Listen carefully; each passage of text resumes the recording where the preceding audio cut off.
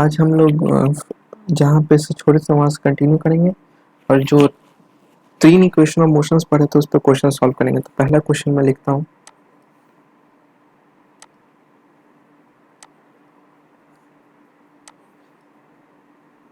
A scooter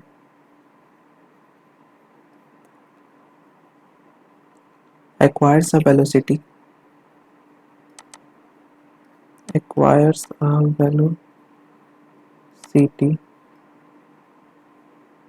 of 36 kilometer per hour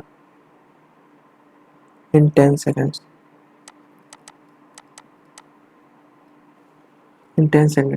Just after the start.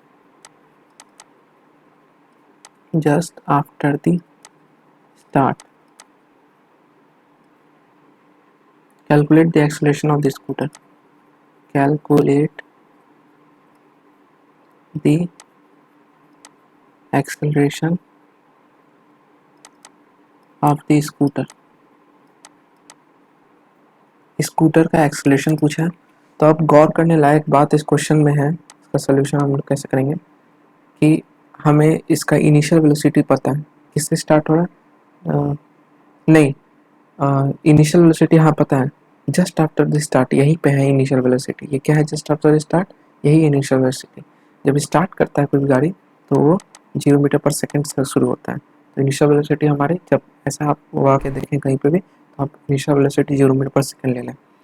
Second चीज़, हमारी final velocity क्या हो जाएगी? 36 kilometre per hour. क्यों? क्योंकि 10 सेकंड बाद हमारी यही वेलोसिटी ये गाड़ी एक्वायर कर लेती है। तो इसको हम लोग चेंज करेंगे मीटर पर सेकंड में, क्योंकि सारा कैलकुलेशन मीटर पर सेकंड में ही होना होगा, क्योंकि सेकंड में है, टाइम जो सेकंड में। तो अब टाइम को आवर में भी चेंज कर सकते हैं, उसके बाद भी कैलकुलेशन कर लेते हैं, कर सकते हैं, लेकिन ईजी मीटर पर सेकंड में पड़ेगा, इसलिए हम लोग इसको मीटर पर सेकंड में चेंज करेंगे। इसको 5/18 से मल्टीप्लाई करेंगे, पहले ही बताया मैंने, तो ये 10 मीटर पर सेकंड हो जाएगा। तब हमसे एक्सेलरेशन पूछा है, तो हम अपने कैसे तीन इक्वेशन ऑफ मोशंस का यूज़ कर सकते हैं वो अभी हम देखेंगे। हमसे एक्सेलरेशन पूछा है ना, हम लिख देते हैं एक्सेलरेशन, क्या हमको बताना है। टाइम दिया है मेरे पास, हाँ 10 सेकेंड। अच्छा, आप तीनों इक्वेशन ऑफ मोशन को एक बार चेक करें और देखें कि कौन सा ऐसा इक्वेशन है जिसमें चारों चीज़ है। तो कौन सा है? v equal to u plus at एक साथ, तो u प्लस एटी। v हमारा कितना है? 10, u कितना है? 0, a कितना है निकालना है, टाइम कितना है? 10, तो कितना हो गया? a is equal to 1 metre per second square. Easy है, कर सकते हैं, ठीक है।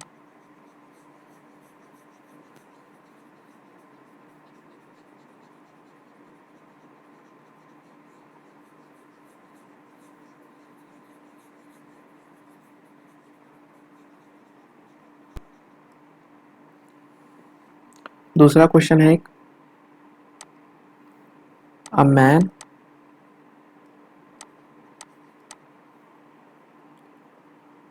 a moving train, sorry,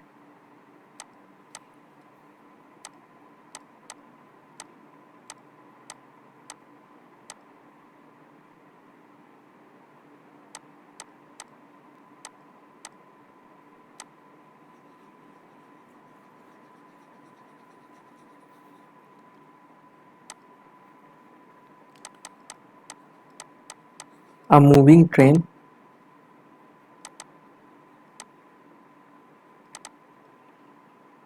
is brought to rest within 20 seconds, is brought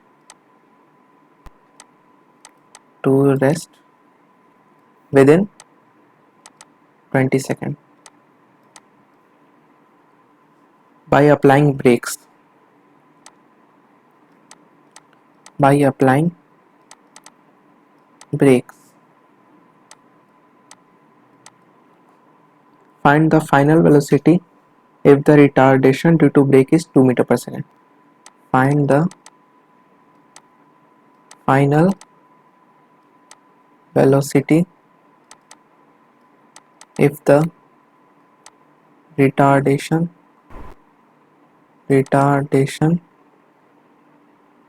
due to brake is due to brakes is 20 नहीं 2 metre per second square.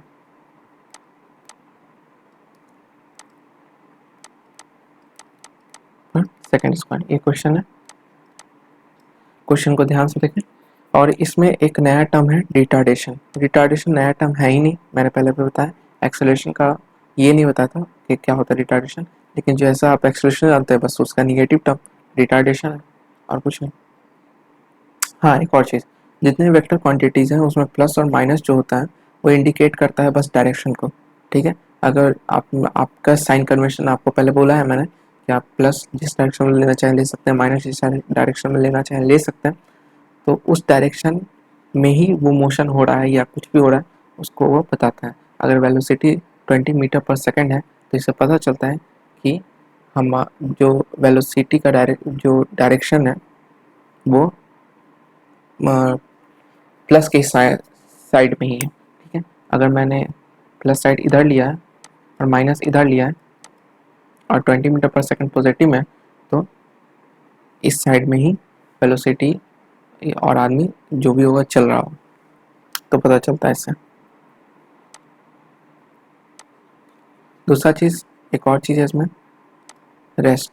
Rest यानी उस body की वेलोसिटी ज़ीरो हो चुकी है, तो इस हिसाब से हम लोग को सॉल्व करना है। तो एक ट्रेन मूव कर रहा है यानी उसके पास वेलोसिटी पहले से, यानी इनिशियल वेलोसिटी कुछ होगी।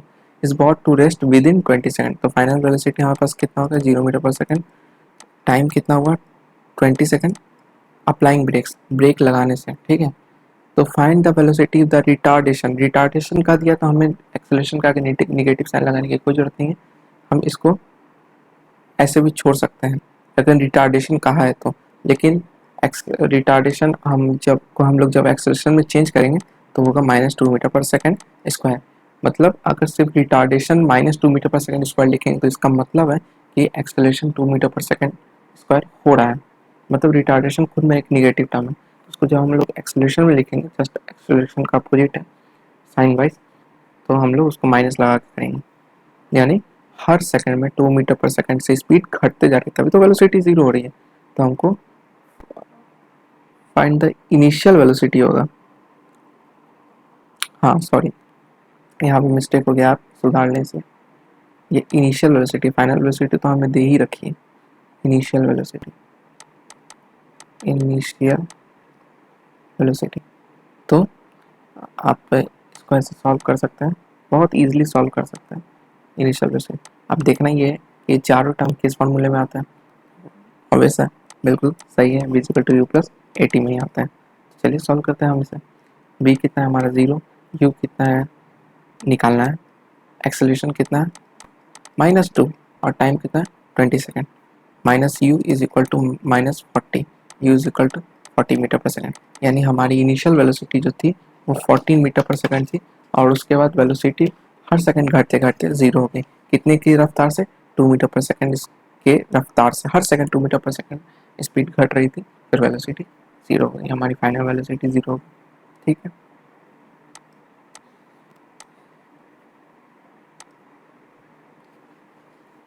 एक और क्वेश्चन करते हैं हम लोग। Scooter moving at a speed of 10 metre per second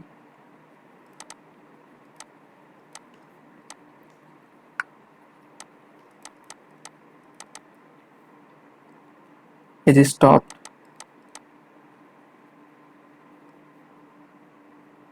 by applying brakes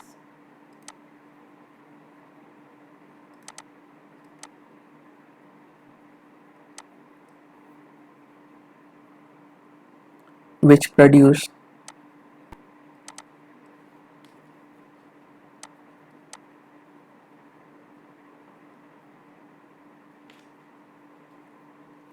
a uniform acceleration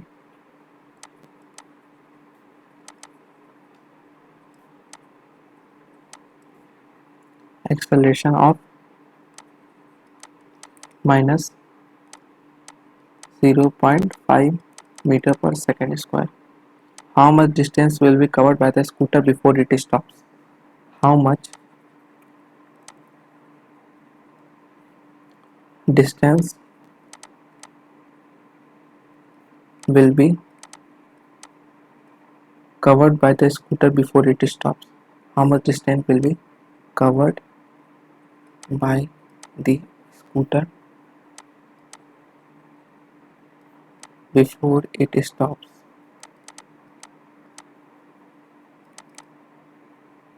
एक और क्वेश्चन है, हम लोग करते हैं, पहले पढ़ते हैं. A scooter moving at a speed of 10 metre per second, यानी हम लोग लिखेंगे initial velocity 10 metre per second. Okay, is stop by applying velocity, stop किया, ये भी स्टॉप, ऐसे भी वर्ड्स पे आप ध्यान दें, स्टॉप है यानी वेलोसिटी जीरो हो चुकी है.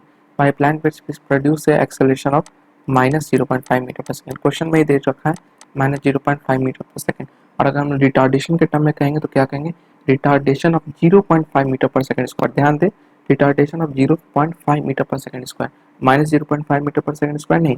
और एक्सेलरेशन पूछेगा तो -0.5 मीटर पर सेकेंड स्क्वायर रहेंगे. अब डिस्टेंस पूछ रहा है कि डिस्टेंस हमें क्या होगा ये बताना है. ये चारों कौन से फॉर्मूले में आता है, यू बी ए एस, हाँ बिल्कुल सही, v square equal to u square plus 2as हमारे फॉर्मूले में आता है. आप देख सकते हैं वी भी है, यू भी है, ए भी है, एस भी है. बी हमारा जीरो है, जीरो का स्क्वायर, यू स्क्वायर 10 का square plus 2 into -0.5 into S. ये इधर जाएगा 100 हो गया तो ये -100 हो जाएगा इससे, और ये माइनस एस हो जाएगा, माइनस माइनस कैंसिल, एस हो गया हमारा 100 मीटर. ठीक है, सही. चलिए एक और क्वेश्चन करते हैं हम लोग.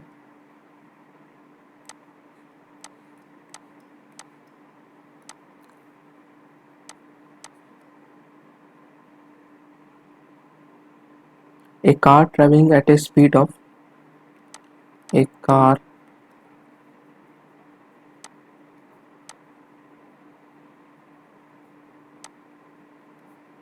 traveling at a speed of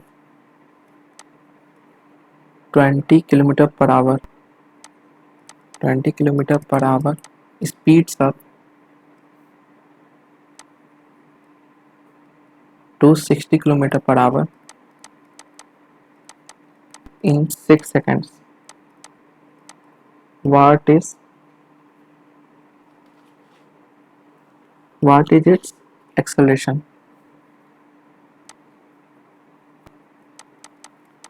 Its acceleration क्या होगी. चलिए हम लोग करते हैं ऐसा.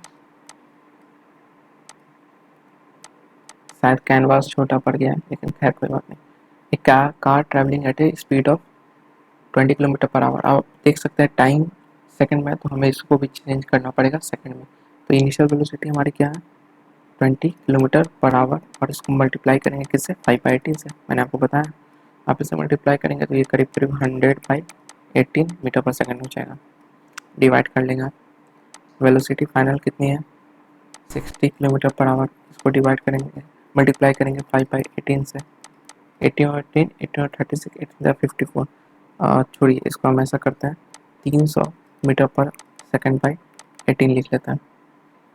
और एक्सेलरेशन और बताना है, तो एक्सेलरेशन आ जाएगा, क्या आ जाएगा 300/18 माइनस 100/18 बाई टाइम 6 सेकेंड.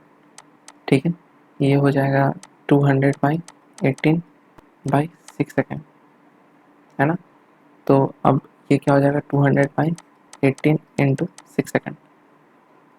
अब आप इसे कर लें 300 और 18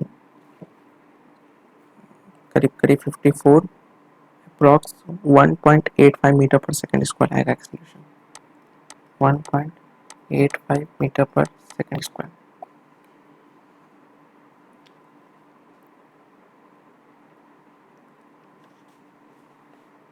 ठीक है, मैंने इसे क्वेश्चन को बहुत इजीली कर दिया. अब आप ऐसे ऐसे बहुत सारे क्वेश्चन सॉल्व कर सकते हैं, और आपको जहाँ दिक्कत होगा आप मुझे बताएंगे ज़रूर. ठीक है, मैं अब ग्राफ पे मूव कर रहा हूँ. ग्राफिकल रिप्रेजेंटेशन क्या होता है, ग्राफ पे हम कैसा कैसा रिप्रेजेंटेशन कर सकते हैं. ठीक है, ग्राफ बेसिकली 9th क्लास में आपको जो ग्राफ पढ़ना है वो distance time graph, displacement time graph, velocity time graph, acceleration time graph, यही सारे ग्राफ रहते हैं. तो हम लोग शुरू करते हैं डिस्टेंस टाइम ग्राफ से। ठीक है, देखिए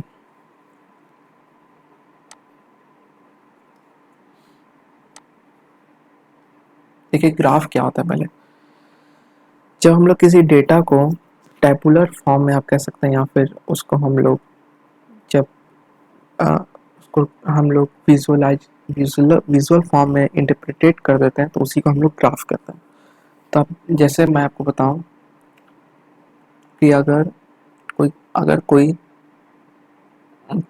आपने ग्राफ 8 में प्लॉट किया ही होगा, तो आपको पता ही होगा, फिर भी मैं आपको बताता हूँ कि अगर कोई गाड़ी 1 सेकंड में 10 मीटर पर सेकंड की स्पीड से चल रही है, तो अगर हम उसके 5 सेकंड का ग्राफ प्लॉट करें तो कैसा होगा। मान लीजिए यहाँ पे 1 सेकंड, यहाँ पे इसकी स्पीड कितनी होगी, 10 मीटर पर सेकंड। 10 मीटर पर सेकंड की स्पीड से चल रही है, ठीक है। तो उसके 5 सेकंड का प्लॉट करें तो उसका स्पीड क्या रहेगा, सेम ही रहेगा, कांस्टेंट रहेगा। आप 5 सेकंड लीजिए चाहे कितना भी सेकंड लीजिए, लेकिन अगर उसका एक्सेलरेशन 10 मीटर पर सेकंड है, 10 मीटर पर सेकंड स्क्वायर है, तो क्या होगा, पहला सेकंड में 10 मीटर पर सेकंड, दूसरा सेकंड में 20 मीटर पर सेकंड, तीसरा सेकंड में 30 मीटर पर सेकंड। तो इस तरह से स्पीड, इस तरह से वेलोसिटी में चेंज आएगा और हम ग्राफ को प्लॉट कर पाएंगे। तो कहने का मतलब है कि अगर हम इस ग्राफ को प्लॉट करते हैं, जब इसको मिलाएंगे तो ये हमें स्ट्रेट लाइन मिल जाएगा। यानी कि जब यूनिफॉर्म मोशन होता है तो वो एक स्ट्रेट लाइन देता है ना। यूनिफॉर्म मोशन बताया था आपको, equal interval, equal distance in equal interval of time, ठीक है। तो जब यूनिफॉर्म मोशन होता है तो वो आपको एक स्ट्रेट लाइन ग्राफ देता है, ठीक है। खैर, अब हम आगे शुरू करते हैं डिस्टेंस टाइम ग्राफ से। चलिए, मैं आपको बस ग्राफ का छोटा सा एग्जांपल दे रहा था कि कैसा ग्राफ होता है, कैसे आप समझ सकते हैं। आपको पता ही है इसका कोई डेफिनेशन ऐसा मैं क्या लिखूँ, विजुअल इंटरप्रिटेशन होता है बस डेटा का। चलिए डिस्टेंस टाइम ग्राफ पहला से शुरू करते हैं। डिस्टेंस टाइम ग्राफ,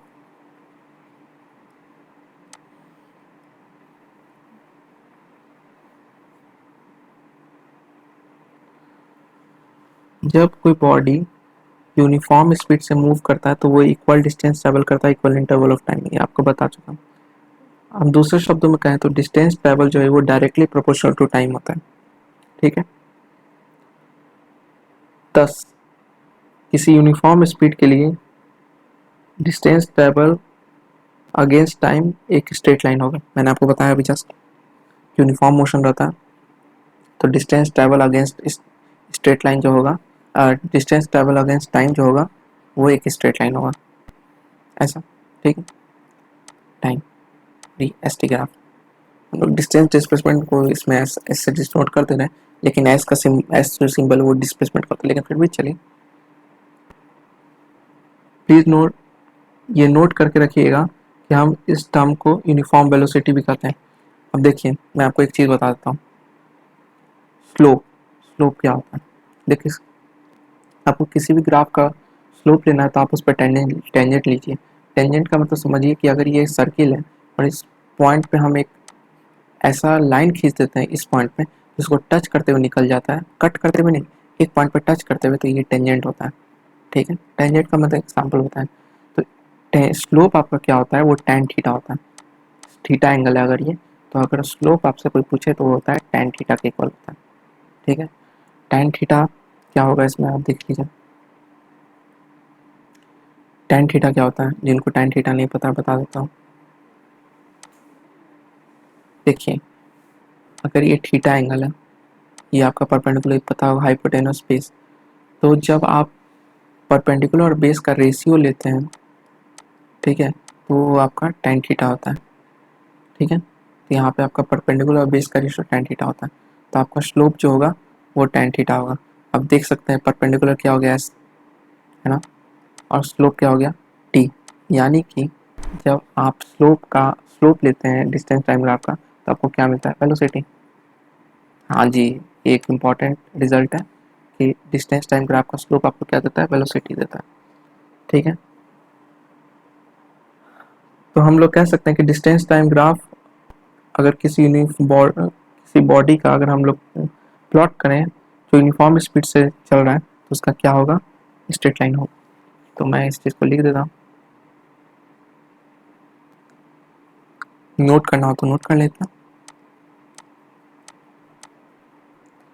हाँ, तो डिस्टेंस और ये टाइम, तो अगर ये यूनिफॉर्म स्पीड से चल रहा है, यूनिफॉर्म मोशन है, तो ये एक स्ट्रेट लाइन होगा। ठीक है, दूसरा चीज़, जब आप इसका एरिया लेंगे, एरिया, तो ये आपको क्या देगा? यूनिफॉर्म स्पीड का एरिया आपको क्या देगा? डिस्टेंस। एरिया लेंगे तो डिस्टेंस देगा। एरिया क्या होता है? डिस्टेंस। स्लोप क्या होगा? जब आप डिस्टेंस टाइम ग्राफ का स्लोप लेंगे,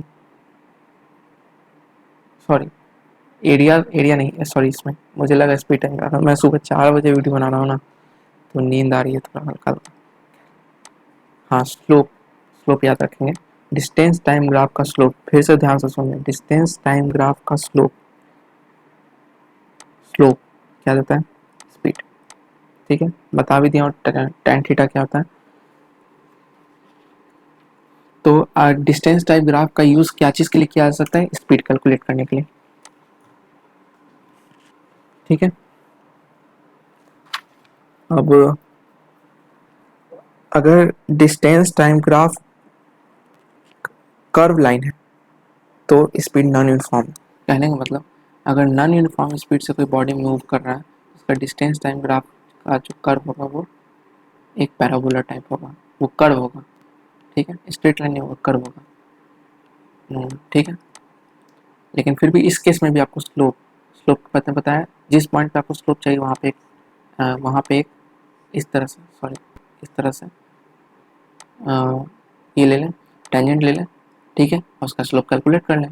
बता ही दिया फॉर्मूला। ठीक है, अब इसे मिटाता हूँ। ये तो रही डिस्टेंस टाइम ग्राफ की बात। अब स्पीड टाइम ग्राफ की बात करते हैं।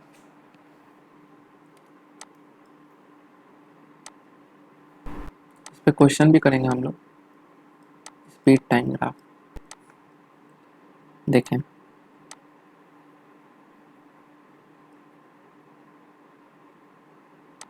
स्पीड में v से डिनोट कर दे रहा हूँ टाइम। तो जब बॉडी का स्पीड जो है वो कांस्टेंट होता है, ठीक है, यानी उसमें कोई एक्सेलरेशन नहीं होता, पहला केस ये। तो जब बॉडी का स्पीड कांस्टेंट होगा, तो यानी उसमें चेंज नहीं आ रहा, तो ये एक स्ट्रेट लाइन इस तरह का होगा, पैरेलल लाइन होगा। यानी हर सेकंड पे आप देख लें, पहला सेकंड पे भी स्पीड वही, दूसरा पे वही, तो कांस्टेंट स्पीड के लिए इस तरह का ग्राफ होगा। ठीक है, फिर वही यूनिफॉर्म मोशन का अगर होगा, ठीक है, यानी यूनिफॉर्म एक्सेलरेशन का केस होगा, तो फिर स्ट्रेट लाइन होगा। यूनिफॉर्म एक्सेलरेशन का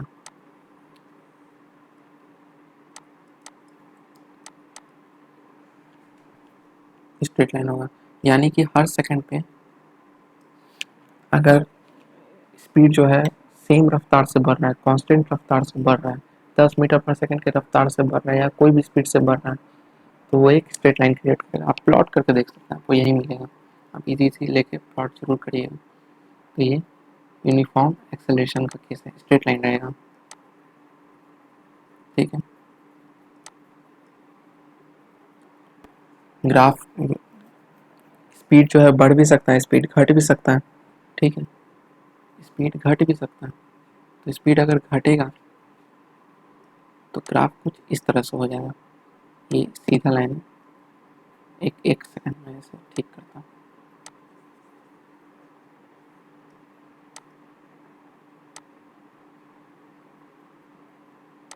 ग्राफ कुछ इस तरह का हो सकता है वेलोसिटी टाइम। अगर स्पीड घट रहा है तो ठीक है, यूनिफॉर्म रिटार्डेशन हो रहा है, रिटार्ड कर रहा है, ठीक है। और एक स्पीड टाइम ग्राफ मैं आपको और बता देता हूँ थोड़ा। अगर आपको आपने ये पढ़ा होता स्ट्रेट लाइन का, आपको अगर इक्वेशन पता होता y equal to M X plus C, तो मैं आपको और अच्छे से बता देता। लेकिन खैर अभी आप 9 के बच्चे हैं तो उस हिसाब से मैं आपको बताता हूँ। अगर स्पीड जीरो नहीं है तब, इनिशियल स्पीड जीरो नहीं है तो ग्राफ कुछ इस तरह का होगा। और क्या, इनिशियल स्पीड अगर जीरो नहीं है तब इस तरह से ग्राफ किसी वेलोसिटी से यहाँ पे वी नॉट में कर लेता हूँ, वहाँ से स्टार्ट होता है, हो रही है और उसका इंक्रीज कर रही है, ठीक है। अगर नॉन यूनिफॉर्म एक्सेलरेशन हो तो तब कैसा ग्राफ होगा, तो कुछ इस तरह का ग्राफ होगा, ठीक है। आप समझ गए। तो अब मैं आपको बता देता हूँ कि स्पीड टाइम ग्राफ का स्लोप आपको क्या देगा। स्पीड टाइम ग्राफ कर लें या वेलोसिटी टाइम ग्राफ कर लें, दोनों का सेम ही होगा, ठीक है। स्पीड भी घटती है, वेलोसिटी भी घटती है, स्पीड भी बढ़ती है, वेलोसिटी भी घटती है, बढ़ती है, ठीक है। बस वेलोसिटी जो है नेगेटिव रीजन में भी चली जाती है, लेकिन आप लोग को ऐसा जरूरत नहीं पड़ेगा, तो आप इसी पर ध्यान दें। इस केस में आप स्पीड और वेलोसिटी सेम लेके चल सकते हैं। तो स्पीड और टाइम, स्पीड टाइम ग्राफ का आपको स्लोप क्या देगा, एक्सेलरेशन। और एरिया क्या देगा, ये देगा आपको डिस्टेंस या डिस्प्लेसमेंट जो कहना है। अगर स्पीड है डिस्टेंस और वेलोसिटी है तो डिस्प्लेसमेंट। अब इस पर क्वेश्चन करेंगे तो और क्लियरिटी आ जाएगी। मैं आपको एक क्वेश्चन के साथ समझाने का कोशिश करता हूँ।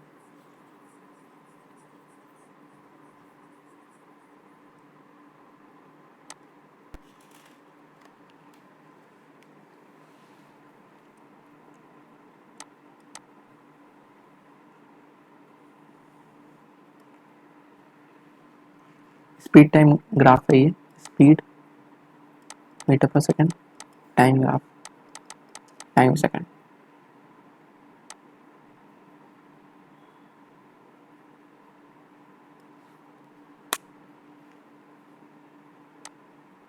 इस तरह की ग्राफ है, थोड़ा स्ट्रेट बनने में दिक्कत होता है।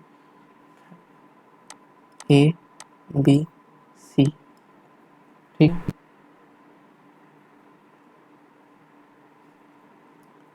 ये यहाँ पे है ये 6 5 4 3 2 1 और ये 0।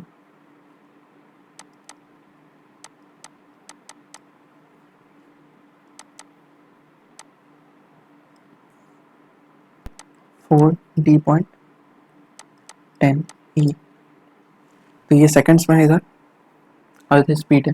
तो what type of motion is represented by O A. O A से किस टाइप का मोशन रिप्रेजेंट हो रहा है, मैंने आपको बताया था यूनिफॉर्म मोशन जब होता है तो ये एक स्ट्रेट लाइन बनाता था, यानी एक इससे हम लोग को क्या पता चल रहा है कि यूनिफॉर्म एक्सेलरेशन का केस है। स्पीड मतलब इसमें यूनिफॉर्म एक्सेलरेशन का केस है, तो आप ओ ए से आप यूनिफॉर्म एक्सेलरेशन डिपिक्ट कर सकते हैं। What type of motion is represented by A B. A B से किस टाइप का मोशन रिप्रेजेंट हो रहा है, कांस्टेंट वाला। ये मैं लिख देता हूँ इधर, यूनिफॉर्म यूनिफॉर्म एक्सेलरेशन, क्योंकि स्लोप क्या देता है स्पीड टाइम ग्राफ का, एक्सेलरेशन। ये क्या हो गया, कांस्टेंट वेलोसिटी, क्योंकि यहाँ पे स्लोप आपका क्या है tan जीरो, और tan जीरो क्या होता है जीरो, स्लोप जीरो है तो स्लोप जीरो है, यानी एक्सेलरेशन नहीं है, एक्सेलरेशन यानी कांस्टेंट स्पीड से मूव करना। और what type of motion, third question है what type of motion is represented by BC. BC से किस टाइप का मोशन रिप्रेजेंट हो रहा है, यूनिफॉर्म रिटार्डेशन। तीनों मैंने आपको बता दिया, यूनिफॉर्म रिटार्डेशन,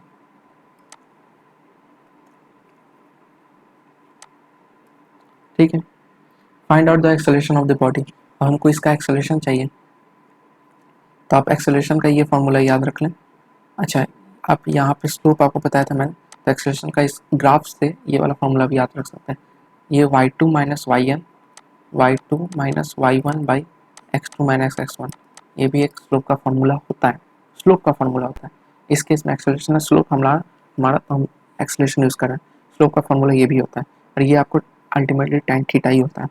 तो देखिए y2 हमारा क्या है 6, और x यहाँ पे y1 क्या है 0, तो 6 माइनस 0, और x2 क्या है 4, और y1 क्या है x1 क्या है 0, तो 4 माइनस 0। तो इस केस का हम बात कर रहे हैं, सारे केस को हम लोग देखेंगे, लेकिन पहले सिर्फ फर्स्ट केस का हम बात करें। फर्स्ट केस अगर हम आइए तो यहाँ पे क्या आ गया हमारा 6/4, इसको आप डायरेक्ट भी लिख सकते थे 6 और 4, तो भी वही बात आता, मैंने पहले ही कहा था। तो ये 3/2 हो गया, तो ये क्या आ गया आपका एक्सेलरेशन आ गया 3/2 metre per second square. Second case ये वाला है हमारा, इसमें आप देख लीजिए y2 क्या है हमारा 6, x2 क्या है हमारा, y2 क्या है 6, x1 क्या है 6, y1 क्या है 6, सॉरी y2 क्या है 6 और yn क्या है 6, तो 6 माइनस 6 0। अब नीचे कुछ भी रहे उससे क्या फ़र्क पड़ता है, ऊपर जीरो आ गया, जीरो जीरो मीटर पर सेकंड स्क्वायर। यहाँ पे कोई एक्सेलरेशन नहीं है, मैंने पहले बताया था कि अगर tan थीटा हमारा जीरो आ रहा है, एक्सेलरेशन जीरो आ रहा है, तो कांस्टेंट स्पीड होगा। तीसरा केस क्या है हमारा, तीसरा केस देखते हैं, y2 क्या है हमारा जीरो, यहाँ पे स्पीड क्या है 16 सेकंड पे, 16 सेकंड पे हमारी स्पीड क्या है जीरो, घट गई ना, यहाँ से घटते घटते यहाँ पे जीरो आकर रुक गई, तो y2 क्या है 16, y2 हमारा फाइनल स्पीड होगा इस केस में, तो फाइनल स्पीड ये है, माइनस इनिशियल स्पीड क्या है 6। फिर देखते हैं इस केस में हम लोग देखते हैं थर्ड केस में, तो ये क्या होगा हमारा 16 माइनस 10, तो हमें मिल गया है 10/6, यानी 5/3 metre per second square. I hope आप समझ गए होंगे पूरा, सब सारे चीज़ों को आप समझ गए होंगे। तो हम आपसे आपने ये हम इस केस में हमें sorry sorry sorry sorry sorry sorry मैंने बोला कुछ और लिख दिया कुछ, यहाँ पे गलती क्या है, हाँ ज़ीरो ज़ीरो माइनस 6, वही मैं सोचूंगा निगेटिव में आना चाहिए था, तो ये माइनस यहाँ से मैं मिटाता हूँ, बस थोड़ा सा हल्का सा मिस्टेक हो गया, सॉरी फॉर डैट, बहुत बहुत सॉरी। हाँ तो 0 - 6 और 16 - 10, हाँ आप सही, तो क्या हो गया -6/6, ये क्या आ गया हमारा -1 metre per second square, minus आ गया यानी रिटार्डेशन हो रहा है। तो अगर हमसे कोई पूछे कि एक्सेलरेशन किस केस में हो रहा है, तो एक्सेलरेशन फर्स्ट केस में हो रहा है, और रिटार्डेशन किस केस में हो रहा है, तो रिटार्डेशन थर्ड केस में हो रहा है। समझ गए आप लोग। एक क्वेश्चन और हम लोग ले सकते हैं इसमें, कि हम लोग इससे हम लोग डिस्टेंस भी निकाल सकते हैं। मैंने आपको बताया था स्पीड टाइम ग्राफ का एरिया क्या देता है, डिस्टेंस, एरिया निकालिए इसका। हालांकि इसका एरिया क्या देगा, एक ट्राइंगल है, तो ट्राइंगल का एरिया क्या होता है 1/2 बेस इंटू हाइट, बेस क्या हो गया 4 और हाइट क्या है 6, प्लस इसका एरिया निकालिए, ये एक रेक्टेंगल है, तो लेंथ इंटू ब्रेथ, लेंथ क्या है हमारा 6 इंटू, हाँ 6 × 6, तो स्क्वायर का केस हो गया, ठीक है और अच्छा है 6 × 6 plus half into base into height, ठीक है।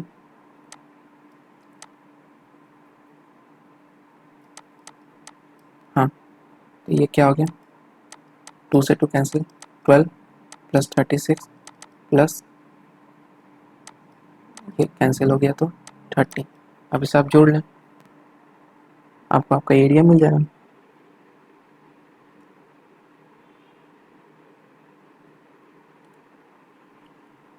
पूरा एरिया क्या हो गया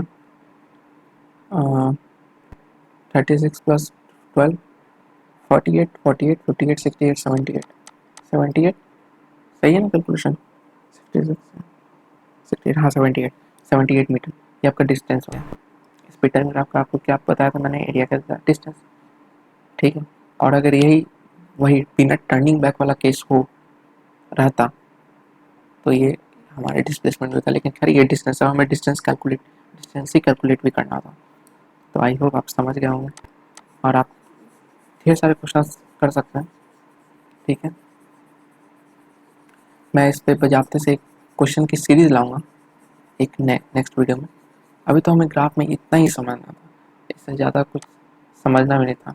एक्सेलरेशन टाइम ग्राफ शायद अभी नहीं रहता है, तो अभी आप इतना ही समझो, इससे ज़्यादा की आपको ज़रूरत भी नहीं है। खैर अगर ज़रूरत होगी तो मैं अगली वीडियो में ज़रूर बताऊँगा। देखिए, थोड़ी बहुत गलतियों का आप ज़रूर माफ़ करना कि अभी मुझे भी उतना आइडिया नहीं है, मतलब यूज़ करने का आइडिया नहीं है, आपको गलत नहीं पढ़ाऊँगा। ठीक है।